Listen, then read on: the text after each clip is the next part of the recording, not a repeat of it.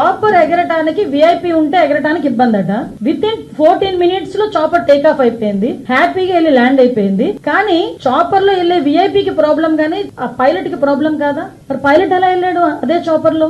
ఒకసారి మనం ఆలోచన చేసుకోవాలి కదా ప్రజలందరూ కూడా. అదే విధంగా మీరు అబ్జర్వ్ చేసుకుంటే ఎంత అంటే ఒక క్రిమినల్ సైకాలజీ ఉన్న వ్యక్తి పొలిటికల్ లీడర్, మళ్ళీ ఎందుకు చెప్తున్నానంటే నాకే చాలా చిరాకు అనిపించింది. నిన్న ఇలా కూడా ఆలోచిస్తారా ఒక పొలిటికల్ లీడర్స్? ఇలా కూడా ఆలోచిస్తారా అసలు మనుషులు అనిపించింది. 11 గంటలకి ఇంకా మేము ఇంకా అతగాడు ల్యాండ్ అవ్వలేదు, ఏమీ అవ్వలేదు. ఫస్ట్ పోస్టింగ్ ఒకటి వస్తుంది వైసీపీ దగ్గర నుంచి.